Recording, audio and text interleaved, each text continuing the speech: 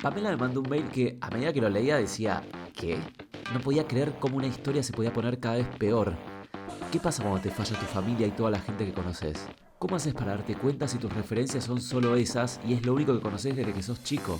Y sobre todo la pregunta que más me hago es, ¿cómo se hace para salir de tanta mierda? Hoy, en Crónicas de Melmac, Pamela. Mi familia estaba conformada por mi mamá, mis dos abuelos maternos y eso era todo. Mi papá, cuando yo nací, bueno, básicamente digamos que me dejó, en realidad mi mamá se escapó de una situación muy extrema de violencia que estaba viviendo, en donde cuando yo nací, por darte un ejemplo, o sea, él la golpeaba mientras ella estaba embarazada y cuando yo nací, a los 2 o 3 días, me quiso tirar por un piso 11 porque yo lloraba. Y él, bueno, se ve que no sabía que los bebés recién nacidos lloran, se puso muy nervioso y nada, y me quiso tirar. Ahí mi mamá tomó la decisión de irse y se fue a la casa de mis abuelos y de mi papá, digamos, no volví a saber nada hasta que no tuve 20 años, que bueno, después te cuento cómo fue el reencuentro feo. Sí. Y bueno, vivía con mis dos abuelos y mi mamá.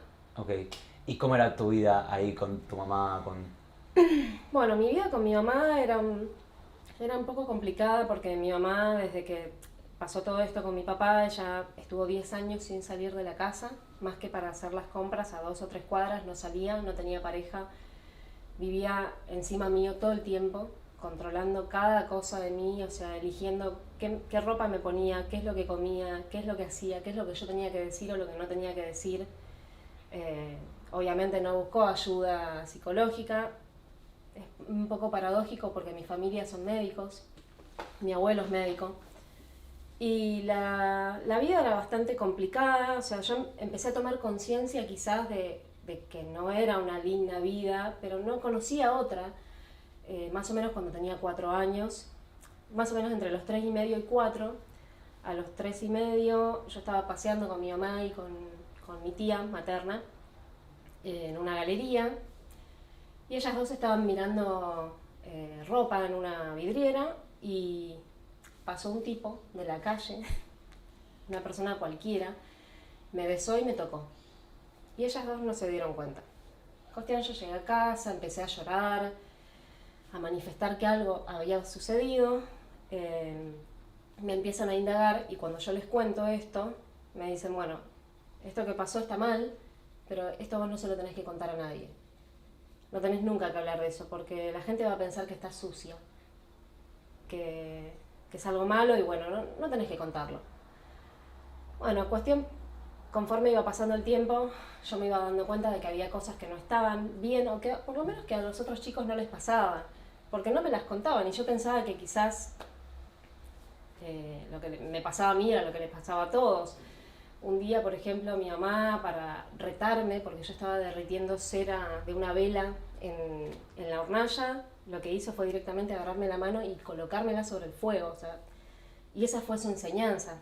Años después yo hablé con ella acerca de eso, porque ella siempre me preguntaba, yo no sé por qué me odias. Y yo le decía, por empezar, por el día que me quemaste la mano. Claro, vieja de mierda. Vieja de mierda, Claro, señora. ¿Sabés qué hacía? Empezaba como a decir, no sé de qué me estás hablando. Yo eso no me acuerdo. Y empezaba como a encorvarse y a decir, me haces mal. Tu energía me hace mal, me haces daño, alejate de mí. Y en eso concluían todas las charlas que teníamos acerca de por qué yo no la quería. Bueno, en mi casa yo sufría muchos maltratos físicos. Era una casa que con el tiempo y la terapia yo me pude dar cuenta de que había muchas cosas que no eran normales. Primero y principal, había muchas cuestiones de violencia intrafamiliar, mucha violencia psicológica y verbal. Digamos, golpes yo nunca vi, entre otras personas siempre eran todos dirigidos hacia mí. Pero bueno, por ejemplo, teníamos 20 perros y 15 gatos viviendo todos adentro. Está bien, era una casa muy grande, pero es como algo medio raris. O sea, como, y con los animales se ensañaban mucho de golpearlos. A mí me daba mucha pena y entonces trataba de defenderlos y la enseñanza que me daban, como para decir no te metas en esto y dejanos golpear al animal, era directamente, yo por ahí tenía 4 o 5 años, era agarrarme del pelo y fregarme la cara en la caca y el pis de los animales y decirme, a ver si ahora te animás. a ver si la próxima te animás a defender a alguien. Entonces es como que de a poquito fueron creando en mí una forma de ser sumisa y no quisiera revelarme de todo lo que estaba pasando, porque el miedo ante los golpes, ante los castigos, ante que pudieran seguir golpeando a los animales o untarme la cara en caca y pis, para mí era enorme. Entonces, como que de a poco las cosas que me fueron pasando a mí, o no las registré, nunca me di cuenta de que estaban mal hasta que no empecé terapia, y sentía siempre que eran mi culpa. Que si a mí me pegaban era porque yo hacía algo mal. Y incluso, bueno, llegué a justificar así el abandono de mi papá, o sea, decir, bueno, evidentemente algo malo tengo yo, que todo el tiempo me dicen que soy una mala persona o que hago las cosas mal, entonces por eso me pegan y por eso también me merezco que me abandonen. Y no, en mi casa pasaban cosas muy raras, al nivel de que, por ejemplo, mi mamá me tenía a mí como, mi mamá y mi abuela en realidad, porque mi abuela también era muy violenta. Yo era una persona muy curiosa, como todo chico, por lo cual mi casa era una casa muy grande, una casa que tenía muchas cosas, muchos muebles, y a mí todo me llamaba la atención. Había un mueble, es muy gracioso y bizarro pero había un mueble donde estaban las dentaduras postizas de mi abuelo, que no las usaba y las dejaba ahí, como que se las compraba y las dejaba, o sea, era como que yo decía, ay, este mueble necesito abrirlo, quiero ver qué es eso. Entonces, claro, empezaba a abrir eso, jugaba con los dientes de mi abuelo, por toda la casa había, no, es muy bizarro. Es que en mi casa era como que, no sé, en un cajón podía ver eso y en otro, no sé, veneno para matarme. Podía ver de todo y a mí me llamaba todo la atención. Y cuando mi abuela se enteraba que yo estaba abriendo los cajones, ¿qué hacía? Me decía, vení. Me decía, muy dulce, ya vení. Me agarraba la mano, me decía, ponele ahí. Y me cerraba el cajón fuerte. Aprendí a no abrir más los cajones. Ahora en esta casa no tengo cajones. No hay cajones, claro, aprendiste la lección. No, por eso está todo abierto, los todo libros. Abierto, Claro. todo expuesto. No, es que yo te juro que con el tiempo aprendí a reírme mucho de todo esto gracias a la terapia. Por eso siempre digo que por un lado, a ver, yo me estoy animando a hablar de todo esto porque está bueno que haya gente que esté pasando por situaciones similares y diga, bueno, qué bueno, o sea, en parte, ¿no? Entre comillas, qué bueno que a alguien más le pasa. Pero por otro lado también para que sepan que la salida que me resultó a mí fue ir a terapia y trabajar todo esto y detectar dónde estaba lo que estaba mal en toda esta historia. Porque cuando lo detectás, después muy probablemente no lo vuelvas a repetir. O por lo menos si te vuelve a pasar te vas a dar cuenta de que algo raro hay. No vas a pensar que es normal. Y bueno, a mí me pasaba eso. Yo era muy chica y no me daba cuenta de que esto estaba mal. ¿Vos con tus amigos de la escuela no hablabas esto? No, para nada. De hecho, llegué a una escuela católica y nada, básicamente era como todo la presencia de Dios, la culpa. O sea, yo todo el tiempo pensaba que yo tenía la suciedad, la culpa y que yo estaba haciendo mal las cosas. Y que evidentemente yo con mi cabeza de niño pensaba, si Dios es bueno, Dios no puede permitir que esto pase. Y si me pasa es porque me lo merezco. Y eso era la explicación. Punto. Y con mis amistades no hablaba jamás de eso. Aparte éramos muy chicos, o sea, es como que... Creo que nunca me preguntaron por qué estás triste, pero ni un profesor ni un amigo, nadie. Como que daban por entendido que uno era así, que uno era dark, porque sí, o emo. No sé, pensaban que era tu forma de ser, pero jamás se daba la charla. Creo que una sola vez con una amiga hablamos acerca de violencia que vivíamos en el hogar, porque ella llegó con la cara rasguñada por la madre, y yo le dije, bueno, a mí mi mamá también me pega. Y fue como, creo que es muy loco, pero eso en parte fortaleció nuestra amistad, porque ya sabíamos que si alguien llegaba con una marca, y tenía que ver con eso. Y ese día éramos como un poco más buenas entre nosotras. Pero yo no hablaba de nada, me costaba. De hecho, hasta el día de hoy me cuesta hablar de cosas que realmente me pasan. De boludeces puedo hablar un montón. De cosas que yo siento me cuesta sacarlas afuera. Y la terapia me ayudó un montón para eso. ¿Cómo fue progresando todo esto de la relación con tu vieja, la escuela, vos cuando fuiste creciendo en edad? Con el tema de mi vieja fue progresando cada vez para peor. En un momento, como te conté al principio, yo vivía con mi abuela materna, mi abuelo materno, Un día mi abuelo se fue a trabajar y nunca más volvió. O sea, tipo como el papá de Nelson que se fue a comprar los cigarrillos y nunca más volvió. Dijo, bueno, así. Yo creo en parte que ya era grande, teníamos 70 años cuando pasó esto. Yo creo que no sabía cómo resolver este tema, no sabía cómo hablarlo. Era una persona de antes. Y en vez de hacer bien las cosas y decir, mira, no aguanto más, me quiero ir, no pudo. Ni siquiera pudo hablar eso. Cuando se fue mi abuelo, que mal era la única persona que jamás me había ejercido un daño físico, ni psicológico en absoluto, era la única persona que me trataba bien. Ahora, si él veía que a mí me estaban moliendo a palos, él no hacía nada. Se daba vuelta y decía, a mí esto no me gusta, y se iba, no me ayudaba, pero por lo menos no contribuía. Y bueno, cuando mi abuelo se fue, ahí fue cuando mi abuela y mi mamá perdieron todo tipo de freno, y ahí empezaron las cosas más, la parte más dura, digamos. La parte más dura porque ya directamente yo era una mucama para ellos. De hecho, mi mamá muchas veces cuando se enojaba me decía, decime señora, no me digas mamá. Y me tenían para limpiar, básicamente. O sea, yo llegaba de la escuela y no podía hacer la tarea la tenía que hacer cuando ya todos iban a dormir. Era limpiar, atender a mi mamá, atender a mi abuela, y era todos los días era golpes, todos los días. Golpes y obviamente abuso psicológico, que para mí era peor lo otro. Ahora que lo pienso, no, yo creo que el abuso psicológico es lo que más perdura. El golpe es una cosa del momento, es horrible, es traumático, pero el que te digan todos los días de tu vida que vos no servís para nada y que nadie te va a querer, eso es te das cuenta en terapia cuando estás 8 años haciendo terapia y decís, uy, esto no lo puedo resolver, y ahí te das cuenta de que eso fue lo que más marca dejó. Los golpes, o sea, mirá cómo lo naturaliza uno, que después un golpe es una pavada, pero lo otro era lo peor. Y creo que la peor parte de toda la historia, bueno, no sé, es como que yo en terapia pude sacar algunas cosas. Yo con mi mamá jugaba mucho. Ella era una persona que era muy infantil en muchas cosas. No tenía amigos de su edad y estaba todo el día conmigo. Y jugábamos a muchas cosas que con el tiempo yo me pude dar cuenta de que no eran cosas normales. Como yo te había comentado en el mail, uno de los juegos que le gustaba jugar a mi mamá era hacernos cosquillas. Y nos hacíamos cosquillas hasta el punto en el que, literal, ella se orinaba, de la risa supuestamente, pero se orinaba arriba mío. Y o sea, es como que yo lo recordaba como algo entre bizarro, gracioso. Nunca lo pude encasillar cuando obviamente hice terapia. Ahí me dijeron, no, esto es un juego hiper perverso en donde ella te está cosificando y te está sometiendo y por eso te orina.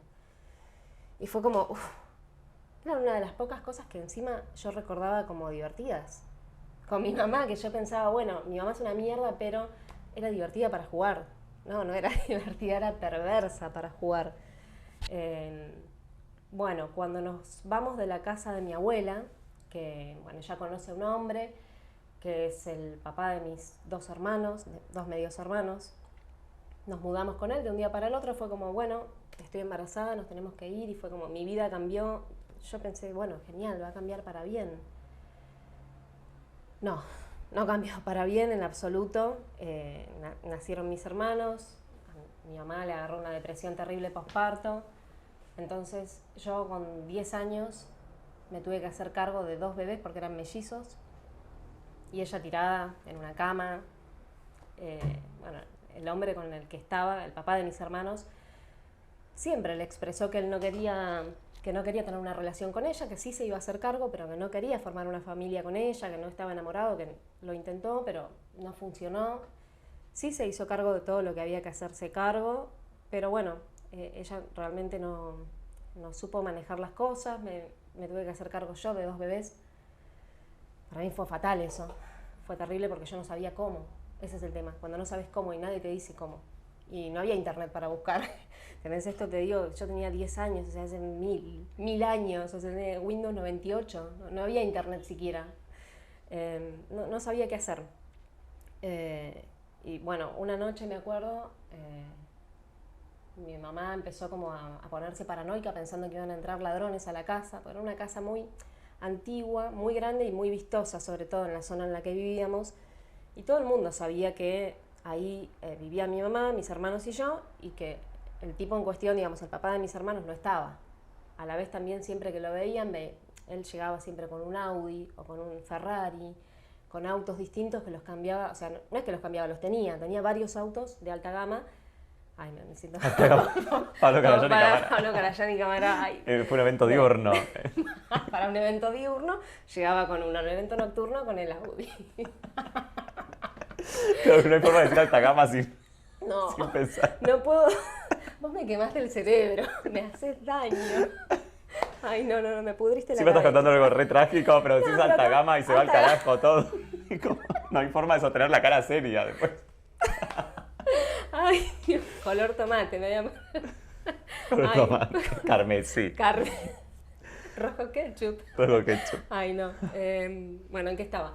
Este hombre llegaba con autos diferentes todo el tiempo, entonces la gente en el barrio sabía que evidentemente había un poder adquisitivo alto, por lo cual en algún momento, que yo no detecto bien, él, para que mi vieja le deje de romper las pelotas, le dijo, mira, toma, te dejo un chumbo o te dejo un arma y fíjate, si entra alguien, fíjate. Así fue la cosa. Cuestión, una noche de tormenta, mi mamá empieza a sentir ruidos. Claro que sentía ruidos, era una casa de estilo inglés, pisos de madera, llueve y hace ruido toda la casa. Y mi mamá agarra y me dice, toma este arma. O sea, yo tenía 11 años y medio más o menos. Me dice, toma este arma y me dice, yo me voy a encerrar en una habitación con tus hermanos y si entra alguien, ya sabes lo que tenés que hacer. Entonces es como que desde muy chica me ponían en situaciones de que tenía que estar yo al mando o al control de cosas que me excedían por completo y cosas hiperviolentas. Yo lo que debería haber hecho en ese momento, ni te digo, con el arma, bueno, y hacer lo Matarla a que ella. correspondía, claro, pero no. Eran cosas que a mí me hacían mucho daño. Yo desde chica era una persona que leía mucho, que pensaba mucho. Yo pensaba, si entra alguien, yo no lo puedo matar, porque matar está mal. Aparte también con una educación cristiana súper fuerte. Y todo eso me angustiaba. Y por ahí yo estuve, no sé, toda la noche que me nació con el arma en la mano, pensando, ¿qué hago? ¿Qué hago si entra alguien? Dios me va a castigar si mato a alguien. Pero para mí en ese momento era importante. Ahora no, porque me di cuenta de que era toda una estafa piramidal. Claro, pero tenías 10 ¿Entendés? años, Pero 11 tenía años. 10 años y en ese momento para mí era muy terrible. Después de eso, bueno, ahora viene una parte aún peor, porque mi mamá se muda a otra casa. Ya directamente el papá de mis hermanos no es que iba y venía, directamente estaba súper claro que ellos ya estaban separados. Y nada más él venía como a buscar a mis hermanos para las visitas. Y acá es la parte, digamos, la peor parte de la historia de mi vieja. Llegó al punto culmine en el sentido de que esto, a ver, como para contextualizar históricamente, estamos hablando de marco del año 2001, crisis económica, todo muy mal.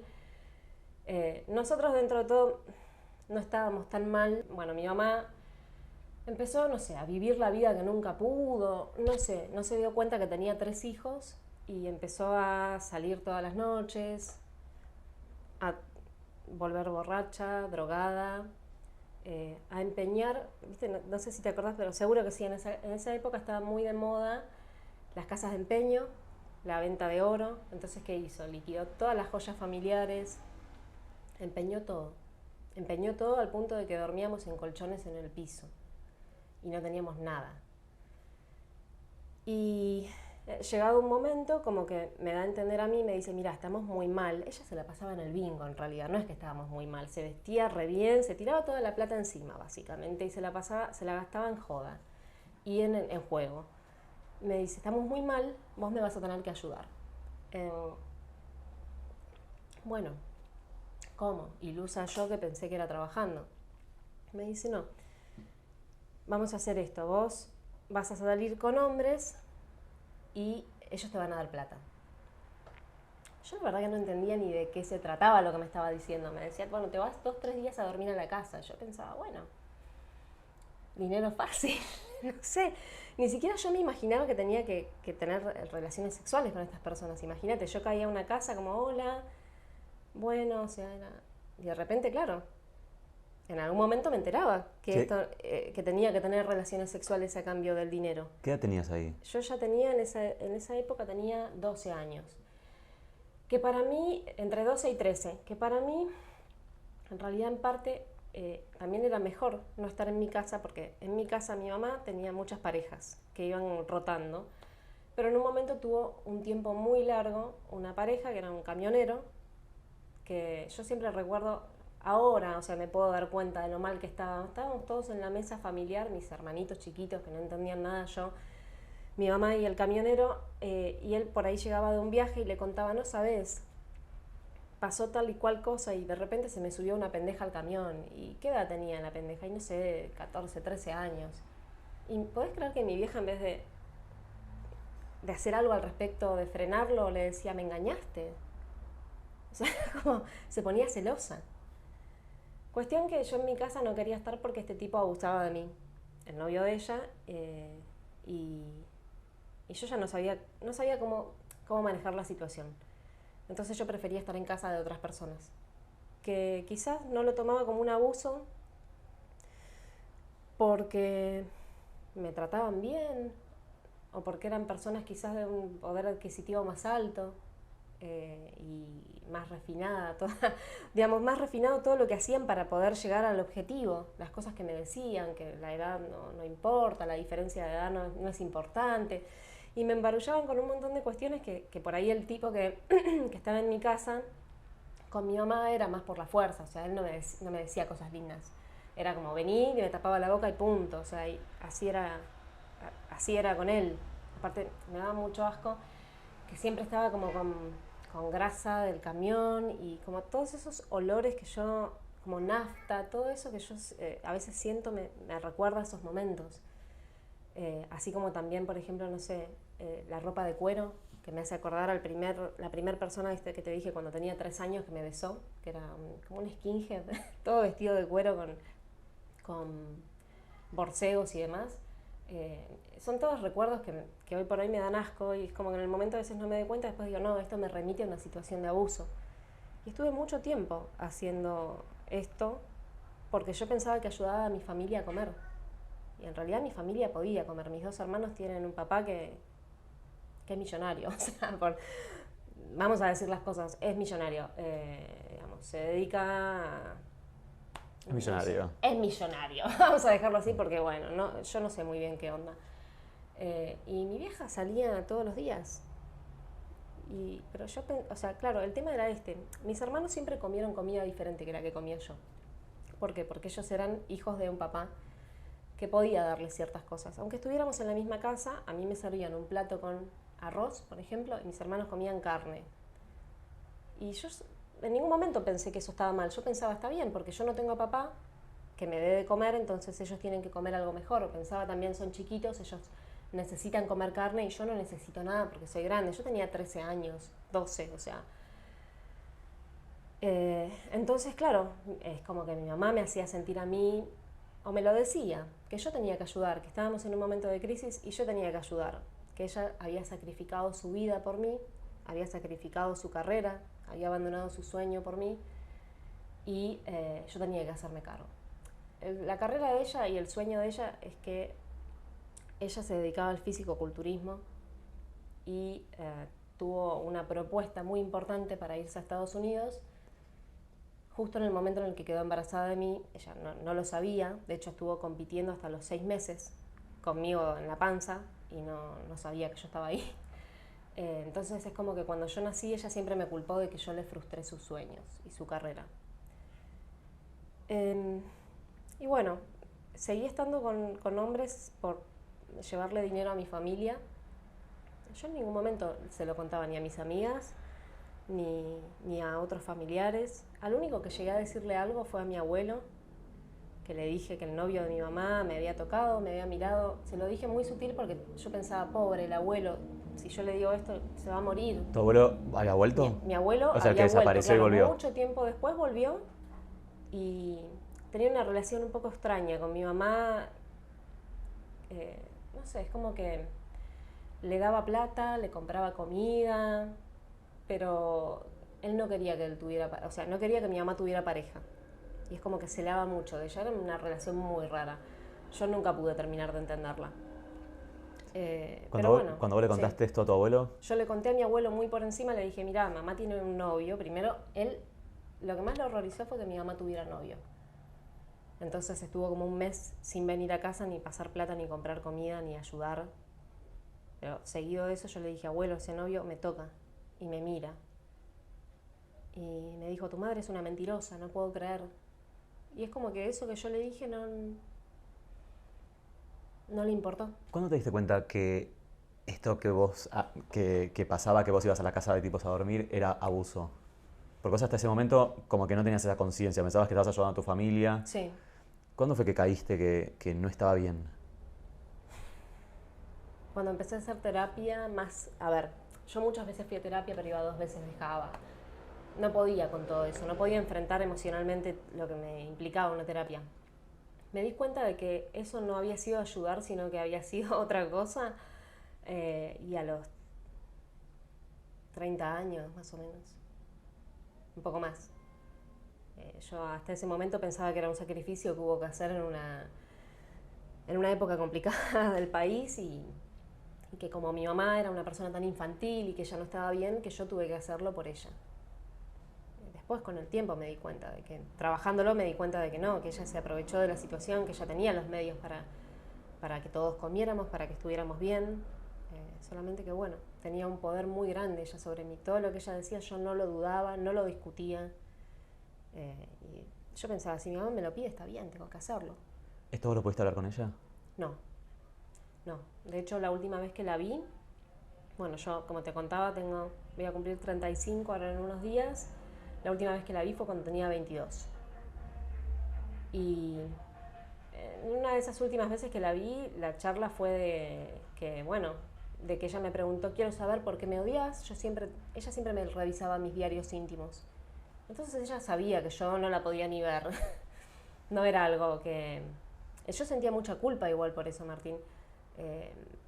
Siempre me preguntaba, ¿por qué no la quiero a mi mamá? O sea, debo tener algo malo, porque no puede ser, tengo que perdonarla, es mi mamá. Y en un momento le dije, mira mamá, me duele que me hayas quemado la mano. De mí no le dije nada, más que lo de la mano. Le dije que me había molestado mucho algo que hizo una vez, que es que una vez se enojó.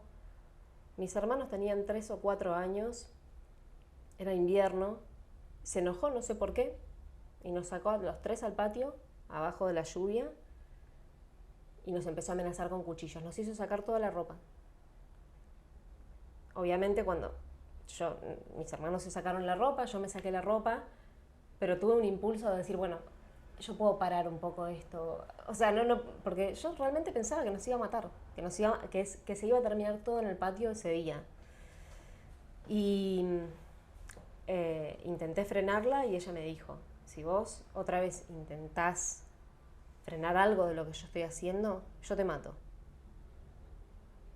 Ese día, bueno, después me acuerdo que mis hermanos estaban muy angustiados, subimos todos, se cambiaron, se fueron a dormir y a mí me echó a la calle. Y claro, yo no sabía dónde ir. Primero que no tenía celular, no existía que tuviéramos celular en esa época. No conocía a nadie.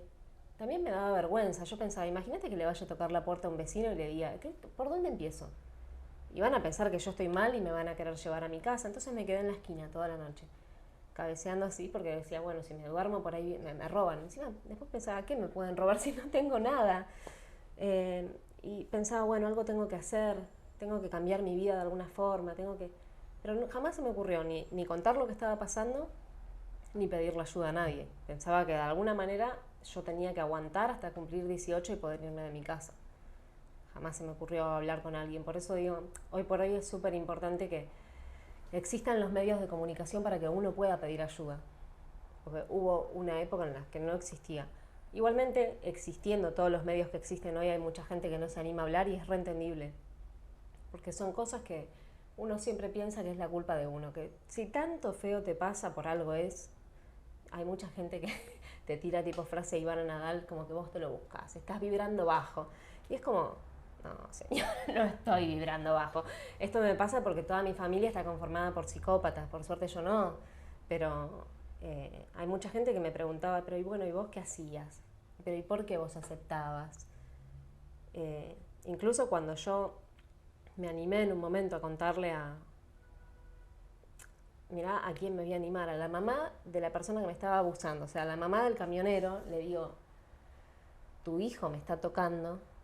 ¿Qué fue inmediatamente lo que me dijo ella? ¿Y vos lo provocás? Sí, me dice, vos viste cómo lo mirás, vos estás enamorada de él. Y yo tenía 13 años. Entonces yo pensé, dije, uy, bueno, por ahí, qué sé yo, sí, no sé, empezás a dudar de vos mismo y siempre estos adultos te ponen en un lugar de que vos sos una persona que no está bien mentalmente, de que vos haces cosas y no te das cuenta, de que vos seducís a alguien y no te das cuenta. Claro, con el tiempo y por suerte con toda la información que hay, uno se da cuenta de que no, que eso es otra cosa, que eso es abuso. Y que a los 13 años, si vos intentás seducir a alguien y ese alguien es un adulto y acepta, el problema está en el adulto y no en la persona chica. Pero bueno, básicamente con las personas que intenté o que me animé a hablar, todas o me echaron la culpa o no me escucharon. Y después de los 22, que vos fue la última vez que la viste y nunca más volviste a hablar con ella. El tema era así, a ella siempre le interesó que yo le dé plata, que le limpie la casa, o sea, era como me usaba, realmente me usaba. Cuando yo a los 22, es así el tema, ella me regala un celular. A mí me habían robado, yo vivía en 11, me habían robado mi teléfono y ella me regaló un celular. Bueno, todo muy lindo, al mes siguiente me dice, bueno, mira, estoy un poco complicada de plata, me vas a tener que empezar a pagar el celular. Yo le dije, mira, o sea, yo en ese momento trabajaba en un call center, 4 horas por día, imagínate cuánto podía ganar, en serio te digo. Y encima pagaba un alquiler, o sea, a medias con otra persona, pero pagaba. Digo, mira, no sé si voy a poder, hacémelo en cuotas. Bueno, ok, le pago las primeras 3, 4 cuotas, me dice, necesito que me pagues todo el teléfono. Ok, le digo, mira, no puedo, te lo devuelvo, vos me devolvés la plata que yo te di hasta ahora. ¿Qué plata? Me dice. Entonces yo dije, no, o sea, le mando los comprobantes de pago y me dice, no sé qué es eso, no sé de qué me estás hablando. Me dice, ¿sabes qué vamos a hacer? Yo en ese momento vivía en un departamento con una pareja mía y teníamos plantas. Teníamos muchas plantas. Ella lo sabía y me dijo, yo te voy a mandar a la policía. Y vas a ir presa. Por robo y por tener plantas de forma ilegal. Y ahí fue cuando yo, o sea, imagínate que ahí con eso, con esa cosita mínima, yo dije, yo a esta mujer me la tengo que sacar de encima. Esta persona no me quiere ni un poquito. Y no puedo seguir así. Yo siempre tenía esos impulsos de alejarme de ella, pero no podía evitar acercarme de vuelta porque ella me acercaba. Ella me trataba bien, ¿entendés? Me decía, venite a tomar unos mates con tu mamá, que te quiero, que te compré regalitos. Y era como yo siempre caía en eso. Y de repente dije, no, yo lo que tengo que hacer es bloquearla de todas partes, no verla nunca más y no volver a hablarle. Fue lo que hice. Y desde ese momento no le volví a hablar. Ella intentó comunicarse por muchos medios, pero cada vez que ella aparecía yo la bloqueaba. ¿Llamó a la policía? No. ¿Le devolviste el celular? No. Un traguito. Ahora para Un traguito de jugo para bajar. Un traguito de jugo para bajar. Eh, ¿Y ahí cómo siguió tu vida ya sin...? Mi vida ya ahí estaba muy complicada porque, a ver, al haber estado desde que nací en un ámbito súper violento, obviamente las parejas que yo tenía no eran parejas normales, eran parejas siempre abusivas y golpeadoras. Entonces, cuando yo estaba ya fuera de mi casa, digamos, desde que me fui de mi casa, sacando el primer tiempo que viví con unas amigas, después siempre viví o en hostel, en donde pasaban cosas horribles en todo sentido, te digo, de violencia física, de abusos sexuales, de robo, de todo lo que se te pueda ocurrir. Hostel, el tipo de hostel donde vive gente y no gente turistas. Claro, donde no viven turistas que vienen a pasarla bien, donde vive gente que no tiene dónde vivir. Y ese tipo de hostel. Y después empecé a vivir con una pareja que tuve durante 4 años, que me golpeaba, me maltrataba, me decía básicamente que yo no servía para nada. Todos los días, no había día que no me dijera que yo era tonta. Y es más, me golpeaba la cabeza y me decía, sos tonta, ves, no tenés nada ahí adentro. Tanto fue así que yo estaba cursando la misma carrera en la universidad con él y la dejé. Pues él se enojaba mucho cuando a mí me iba bien, o mejor que a él. Y me decía, no entiendo cómo puede ser que te va mejor si vos no tenés nada en la cabeza, si vos no servís. Fue tanto lo que, digamos, tanta la violencia psicológica y la física, que era la que menos me importaba y otra vez yo no podía detectarla. Que dejé la carrera, lo mantenía económicamente, porque él no hacía nada. Es más, siempre nos reímos de una frase célebre que él decía, trabajar es de pobre. Vos trabajas en un call center, eso es de pobre. Yo prefiero no trabajar, me decía. Entonces, claro, él muy cómodo siendo mantenido por mí. Y sí, empezó, digamos, la escalada de violencia. No fue que desde el primer día me pegó. Desde el primer día quizás estaba todo perfecto, el segundo día me apretó una manito y así hasta que no dio más la cosa y me reventó una maceta en la cara. Así fue como yo me di cuenta, dije, uy, acá está pasando algo de vuelta. Y de ahí me fui. Me escapé, yo vivía cerca del Abasto, agarré todas mis cosas en una mochila, ni siquiera todas mis cosas, 2, 3 cosas, agarré mi sueldo, una muda de ropa que estaba en el tender afuera, y mientras él seguía gritando en la habitación con la puerta cerrada, dije, este es mi momento, me tengo que escapar. De ahí me escapé, pero ¿cuál era el tema? Que como yo hasta ese momento no tenía relación con ningún familiar mío, me daba vergüenza decirle a mis amigos todo esto, no tenía ningún lugar seguro al que volver, terminaba pasando que siempre que yo podía escapar de una cosa, me metía en otra de vuelta. Porque después la persona que me salvó, entre comillas, fue una persona con la que yo tuve que salir. Eso, o sea, es como que no es una pareja que yo elegí, sino que fue, entre muchas comillas, y me duele tener que aceptarlo, un precio que tuve que pagar para vivir en una casa. Que sí, con el tiempo después me encariñé, tuvimos cosas en común y demás, pero no es como yo quería salir de esa situación. Porque otra vez yo sentía que tenía que vender mi sexualidad, mi persona, mi integridad a cambio de un techo. Una cosa súper básica. Bueno, no sé si te había comentado, pero antes de eso yo pude conocer a mi papá. Lo conocí cuando tenía 20 años, lo busqué. Y fue terrible, porque, digamos, yo más que nada lo quería conocer para completar un poco la historia mía, para saber de dónde vengo, quién soy. Yo lo conozco a él, nos reunimos en una... Encima fue todo muy raro, porque nos reunimos, me dice, yo te paso a buscar y vamos a tomar algo. De repente aparece un tipo, todo vestido de cuero, cosa que ya a mí me dio, viste, la mala vibra que yo te dije que a mí el cuero me molesta. Y me abraza de golpe, imagínate, o sea, un tipo extraño que me abraza. Hola, hija, me dice. Yo, ¿usted quién es, señor? ¿Quién es? ¿De dónde salió? Me dice, vení, vamos a subir al auto y vamos a charlar, vamos a ponernos al día. Cuestión que en ningún momento me preguntó de mi vida, no le importaba nada. Él me empezó, bueno, también, una persona que se dedica al físico-culturismo, me empezó a contar de los premios que había ganado, de que tenía otro hijo, de que ese hijo, él estaba un poco más orgulloso que de mí porque ese hijo era igual a él.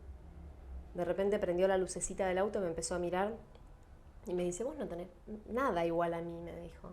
Vos no sabés cómo me sentí en ese momento. Yo me sentí la persona más rechazada de la historia. Digo, mi mamá no me quiere, mi papá no me quiere. Digo, ¿qué hice? ¿Para qué me tuvieron? Es terrible. Y después de eso se puso muy violento él. No llegó a hacerme nada, pero como que empezó a malflayar, ¿sí? Por decir de alguna forma. No terminamos yendo a ningún café, nos quedamos adentro del auto, él se puso como loco y después de eso yo me bajé, chao papá, le dije, yo me quería ir, yo quería estar a salvo. Me di cuenta de que era una persona que no estaba bien. Él hacía mucho hincapié en que ya se había resuelto su problema de violencia y de ira, que ya no le había vuelto a pegar a ninguna mujer. Y a mí en ese momento me hizo ruido de que tanto insistiera en algo así, que yo no le pregunté. O sea, en realidad yo me junté con él para saber por qué me había dejado. Y en ningún momento terminó de responder esa pregunta. Fueron puras excusas para mí.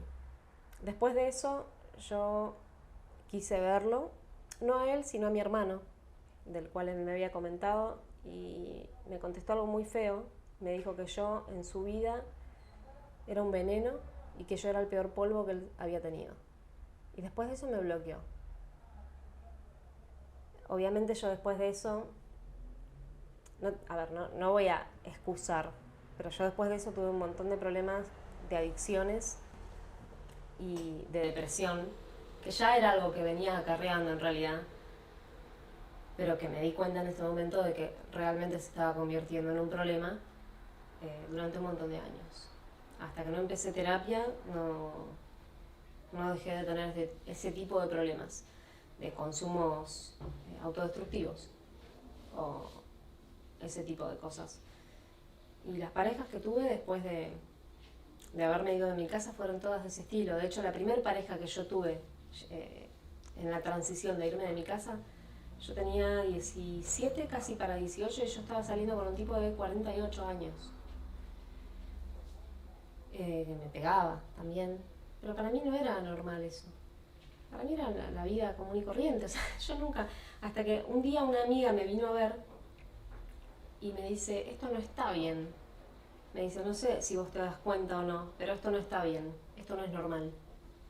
Y me dice, vamos a hacer esto. Vamos a decirle que vamos al kiosco a comprar y no vas a volver. Y me pudo sacar de la casa de él. Él me tenía encerrada con llaves en esa casa. Limpiando y cocinándole. Después de ahí, bueno, pude más o menos tener una perspectiva de que lo que había pasado no estaba tan bien, pero yo tampoco entendía por qué no estaba bien. Como que sentía que me faltaba que me explicaran qué era lo que no estaba bien de todo eso. Yo pensé todo el tiempo que era porque él era más grande que yo, pero nunca pensé que era porque me maltrataba o me encerraba. Bueno, después de eso, cuando empecé a estudiar y pude empezar a tener como una, entre comillas, una libertad económica muy chiquita, ¿no? Porque eran trabajos muy precarios. Imagínate que aparte de estudiar, tenía que tener como un montón de trabajos, mínimo 3 trabajos, porque eran trabajos de los que a uno le dan cuando uno se va de la casa y no tiene 20 años, o sea, en un call center o en una panchería o en no sé, en una casa en donde venden collarcitos. Realmente eso no te saca, no te da una estabilidad económica. Entonces, ¿qué pasaba? O sea, iba a terapia 2-3 veces, lo podía pagar hasta ahí, tenía que dejarla. Y en la terapia, básicamente, ¿qué análisis me podían hacer? Ninguno. Me daban medicación enseguida y con eso resolvían todo.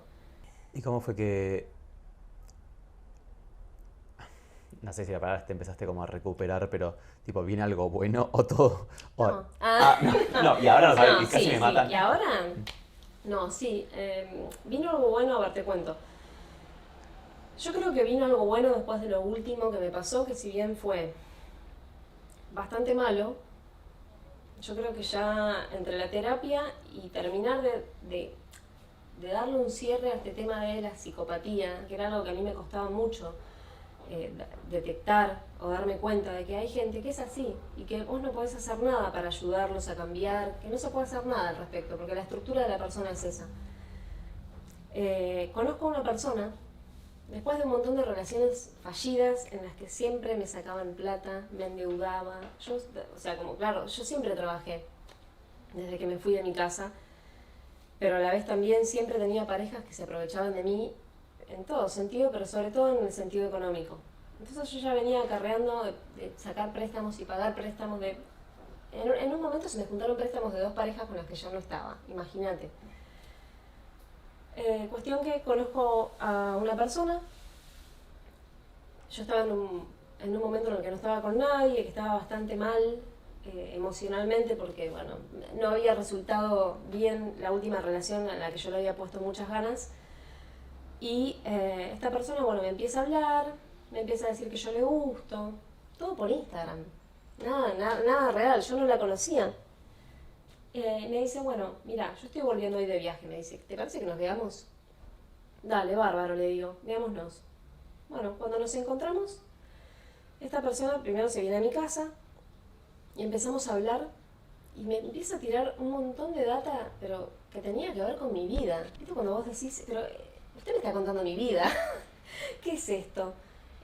todas las mismas cosas que me habían pasado a mí, le habían pasado a ella. Entonces, claro, yo generé una empatía enorme, enorme.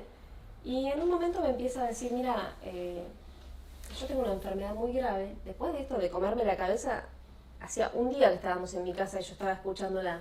O sea, fue fatal, fue terrible, en serio te digo. Llegó como a las 5 de la tarde y eran las 9 de la mañana y yo estaba escuchándola todavía. Y me dice, tengo una enfermedad muy grave en una pierna, si no me la operan de acá a 2 meses me la tienen que amputar. Yo dije, no puedo creer, o sea, me estás tirando algo que, ¿cómo te puedo ayudar?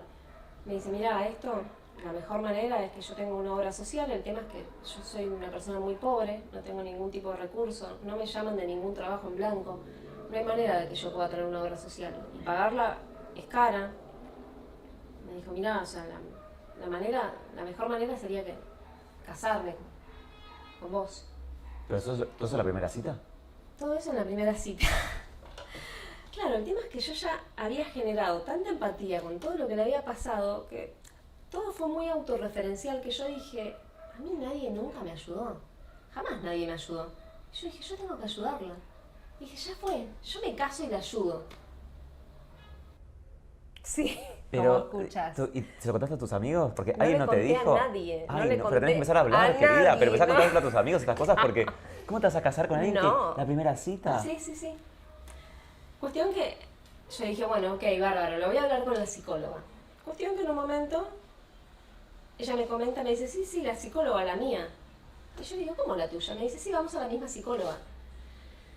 Me dice, yo te vi un montón de veces, te saludé, pero vos nunca me... Claro, yo iba a la psicóloga con auriculares, con un gorro, anteojos negros, mirando para abajo, como... Iba en una. Nunca la vi, nunca había nadie de las personas que estaban en la sala de espera. Yo iba en mis cosas, pensando en mis problemas. Cuestión que ella, a ver, el background de todo esto es que ella me venía siguiendo hacía mucho tiempo en Instagram. Yo publicaba muchas cosas de mi vida en Instagram y ella sabía mucho de mí. Entonces por eso ella sabía todas las cosas y todas las cosas que le habían pasado a ella eran muy parecidas a las que me habían pasado a mí, porque ella me había estudiado. A la vez, digamos, también me veía en la psicóloga. Yo no sé si a la psicóloga le preguntó algo, no sé cómo fue. El tema es que hacía un año que ella me estaba estudiando. Entonces para cuando me agarró, ya sabía todo. Pero para cuando vos le contaste a tu psicóloga, ¿qué te dijo eso? Yo no llegué a contarle a mi psicóloga, porque para ahí viene la mejor parte. Cada vez que yo tenía los jueves terapia, tenía sesión, cada vez que llegaba el jueves, a todo esto ella se quedó en mi casa porque me dice, si vos me bancás este mes, te voy a reagradecer porque nada, no tengo plata y encontré un trabajo y necesito juntar plata y yo de ahí me alquilo algo, no hay problema, pero si me bancás este mes te agradezco. Yo le dije, sí, obvio. Yo pensaba, yo dije, es como si a mí me hubiese pasado todo esto y me hubiese gustado que me ayuden. Cuestión que claro, cada jueves que yo tenía que ir a la psicóloga, esta persona se accidentaba, se desmayaba, se torcía el tobillo y se esguinzaba, le agarraba un ataque de pánico. Así hasta que llegamos al turno del civil, hasta que llegamos al día que yo me tenía que casar. Hasta ese día yo no le pude contar a nadie, porque ella ocupaba las 24 horas de mi vida con sus problemas.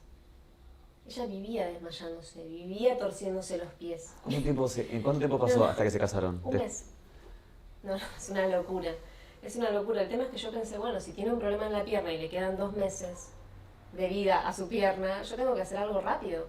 No puedo esperar, no puedo pensarlo. Tengo que ayudarla. ¿Cómo va a perder una pierna una persona joven? O sea, y cuestión que me caso, yo me quería matar, en realidad. No me casé, o sea, a ver, nunca proyecté casarme, esa es la realidad. No va con mis creencias ni con mis expectativas tampoco. El tema es que si me iba a casar no me quería casar así. Me quería casar mínimamente, qué sé yo, estar enamorada, sentir algo.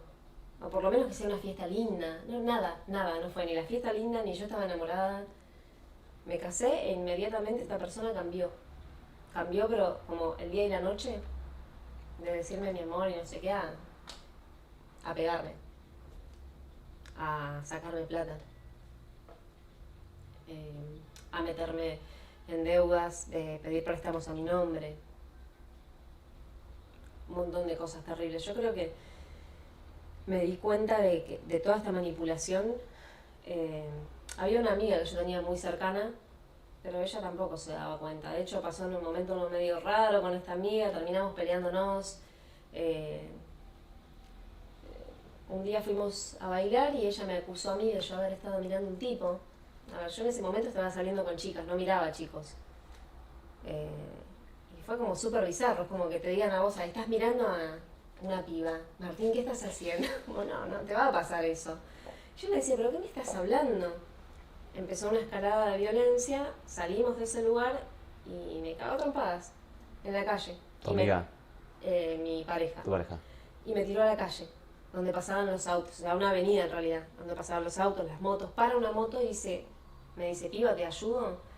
Mi pareja sale, encima mi pareja medía 1,85 m, enorme, una persona grandota, y dice, rajá de acá, le dice.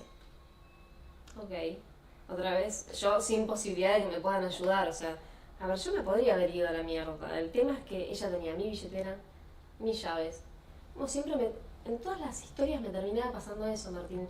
Las personas me controlaban económicamente, hasta me controlaban mi libertad porque tenían hasta mi llave.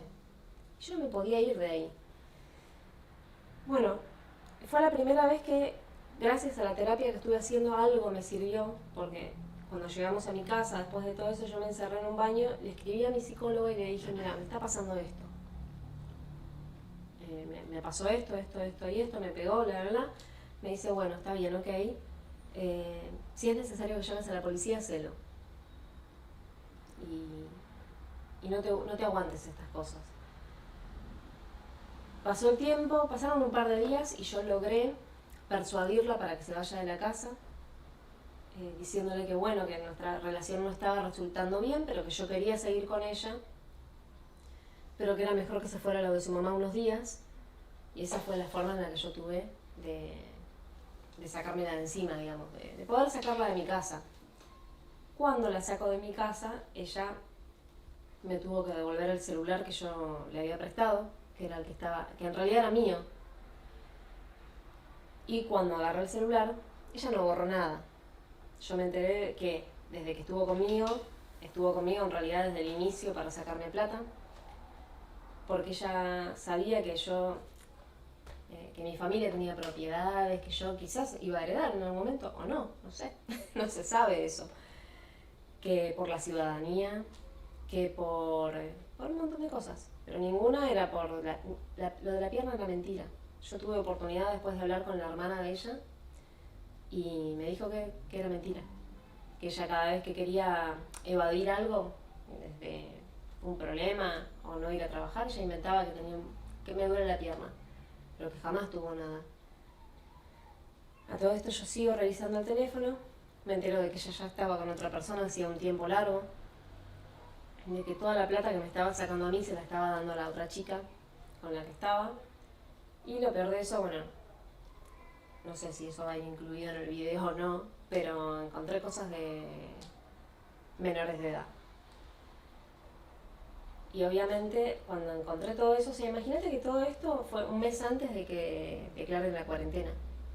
Yo dije, no, yo urgente me tengo que divorciar de esta persona, denunciarla, o sea, tengo algo que hacer urgente, porque esto ya ni siquiera es lo que me hizo a mí, esto es lo que acabo de encontrar. Cosas terribles. Cuestión, dije, bueno, me voy a separar, voy a hacer todo. 20 de marzo, cuarentena, nadie se puede divorciar. Y... ¿Qué día te pasaron? Todas. No, Pero todas. pues yo estoy esperando Todas. el momento feliz. No, el llega el momento feliz. Pará. Ok. Paciencia. Llega. No sé. Bueno, momento feliz, nada, me la puedo sacar de encima. ¿Te pudiste divorciar? Mira, no sabes lo que me pasó. Yo tengo muchos amigos abogados. Ahora, amigos, pocos. Un amigo abogado me dice, no te preocupes, yo te ayudo. Pero me tenés que esperar. El mes que viene, en 3 meses, en 4, 1 año y medio me tuvo así. Me dice, mira, en un momento me dice, no lo puedo hacer. O sea, 1 año y medio hasta ahora, porque Sí. Sí. ¿Seguís casada con ella?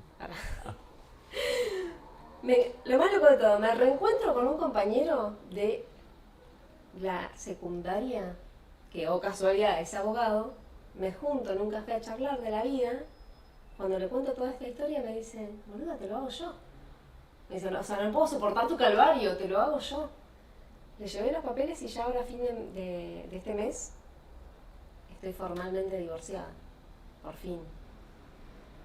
Las deudas que me dejó todavía no terminé de pagarlas. Algunas sí, la gran parte sí, otras no. Pero bueno, pude salir un montón de todo lo que me pasó. Es complicado igual, porque a ver, tengo 2 hermanos, como vos sabés, tengo 3 en realidad, pero 2 que son los que yo crié de chiquitos, que cuando nos reencontramos de grandes, yo les conté todo esto que pasó.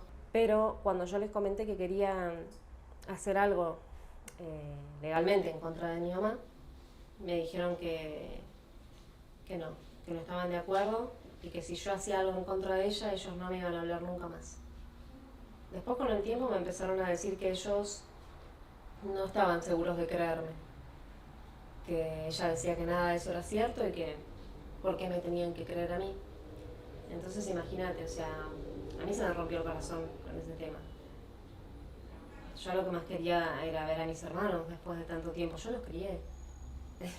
Son los hijos que no tuve nunca, pero a la vez también son los únicos que tuve. Y bueno, no. La relación está mal. Está estancada, digamos, no me creen. Es que cada uno también tiene su proceso de aceptación. Y sí. Y lo más duro, supongo yo, es aceptar esa realidad.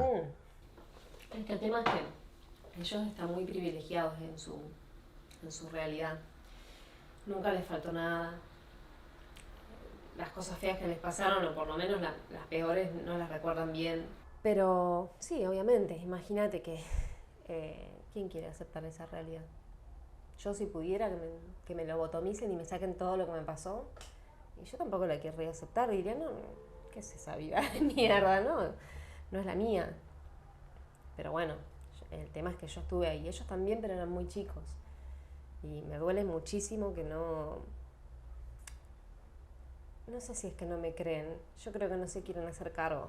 Es complicado porque no puedo hacer nada legalmente en contra de ella. En contra de ella sí, perdón. En contra de las personas que me abusaron, no. Porque son tantas que no sabría, o sea, como diría el tuntún, ¿a quién?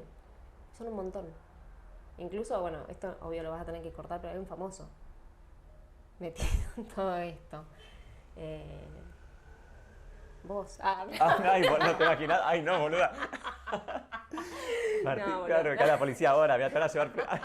Lo declaré, está grabado. Además, claro, ahora que. No, boludo, pero en serio.